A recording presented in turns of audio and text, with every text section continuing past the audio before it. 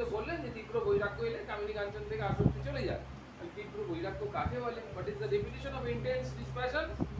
বলছে হচ্ছে হবে ঈশ্বরের নাম করা যাক এসব মন্দ বৈরাগ্য। যার তীব্র বৈরাগ্য তার প্রাণ ভগবানের জন্য ব্যাকুল। মার প্রাণ যেমন পেটের ছেলের জন্য ব্যাকুল, যার তীব্র বৈরাগ্য সে ভগবান ভিন্ন আর কিছু চায় না। সংসারকে পাতকুয়া দেখে আর মনে হয় বুঝি ডুবে গেলুম। আর আত্মীয়দের কাল সাপ দেখে, তাদের কাছ থেকে পালাতে ইচ্ছে হয়, আর পালায়ও বাড়ি বন্দোবস্ত করে তারপর ঈশ্বর চিন্তা করবো এ কথা ভাবেই না। ভেতরে খুব রোগ। এই রোগ শব্দটার অর্থ হচ্ছে পুরুষাকার, ম্যানলিনেস। এই ম্যানলিনেস কথাটা যে এম ওয়ার্ডটা দুজনের মধ্যে আছে, দেখো ম্যানের মধ্যেও আছে ওম্যানের মধ্যেও আছে, তাই না? ম্যান শব্দটার মধ্যে এম আছে, আবার ওম্যান শব্দটার মধ্যেও এম আছে। নারী পুরুষ দুজনের মধ্যে এই পুরুষ আকারটা চাই। এই পুরুষ আকারটাকে যদি আমরা বুঝতে চাই যেটা কি, পুরুষ আকারটা কিরকম জিনিস, তাই না? আমরা ঠিক মতো বুঝতে পারছি? পুরুষ আকার শব্দ দিয়ে বুঝতে পারছি না।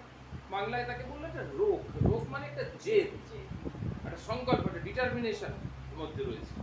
আর সেইটাকে যদি আরেকটু ভালো করে ক্লারিফাই করি, তাকে বলা হলো ইররেসিস্টেবল উইল পাওয়ার, অদম্য ইচ্ছা শক্তি, দুর্দমনীয় ইচ্ছা শক্তি, ইররেসিস্টেবল উইল পাওয়ার, আইডব্লিউ।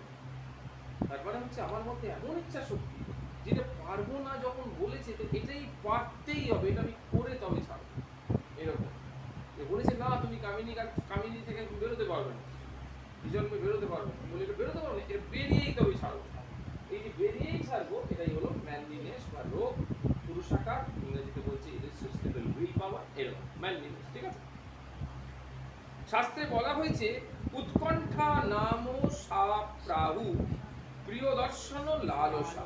প্রিয় দর্শন লালসা, লালসা প্রিয়তমের দর্শনের জন্য যে তীব্র আকাঙ্ক্ষা তাকে উৎকণ্ঠা বলে।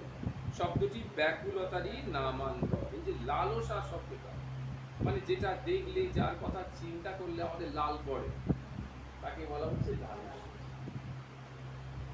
লালসা, হ্যাঁ, লালসা শব্দটা এসছে ঠিক এইভাবে, কিন্তু যেটার কথা চিন্তা করলে, যেমন আমি ভাবছি যে আম খাবো, হ্যাঁ, বলে বেশ সুন্দর ল্যাংড়া আম, একটু সুন্দর বাজারে দেখে এলাম, একটা আম খাবো। এই আম খাবো বলে চিন্তা করেছি, আমি আম খাইনি, কিন্তু এখন সঙ্গে সঙ্গে আমাদের ভিতরে একটা লালা রস নিঃসরণ হতে শুরু করবে।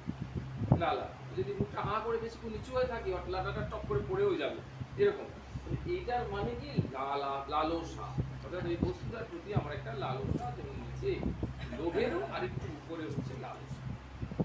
হ্যাঁ, লোভেরও আরেকটু, অদম্য লোভ। অদম্য মানে কি ইরেসিস্টেবল গ্রিড। ইরেসিস্টেবল গ্রিড ইজ কল্ড লালসা। মানে এমন হয়েছে যেন বাধাহীন লোভ, সেটা হলো কি লালসা। মানে না পেলে যেন হবে না, মানে মরে যাবে, এরকম একটা ব্যাপার। তাই জন্য বললো যে প্রিয়তমের দর্শনের জন্য যখন তীব্র আকাঙ্ক্ষা তাকে উৎকণ্ঠা বলে। শব্দটি ব্যাকুলতারই নামা। ঠাকুর শ্রীরামকৃষ্ণ যথার্থ বৈরাগ্য কেমন সেই বিষয়ে বলতে গিয়ে বলছেন বৈরাগ্য ৩-৪ প্রকার। আমরা একটু আগে একটা মন্দ বৈরাগ্যের কথা শুনলাম, হচ্ছে হবে কোন, ঠিক আছে, আজকের বাড়িতে গিয়েছি, কাল করে দেখাবো কোন, ইত্যাদি, কালও করতে পারবো না, এরকম। তো এটাকে হচ্ছে হবেটা মানে যা করতে হবে এক্ষুনি করতে হবে, যা করতে হবে করে ফেলবো, এরকম। এই বললাম যে বৈরাগ্য ৩-৪ প্রকারের। সংসারের জ্বালায় জ্বলে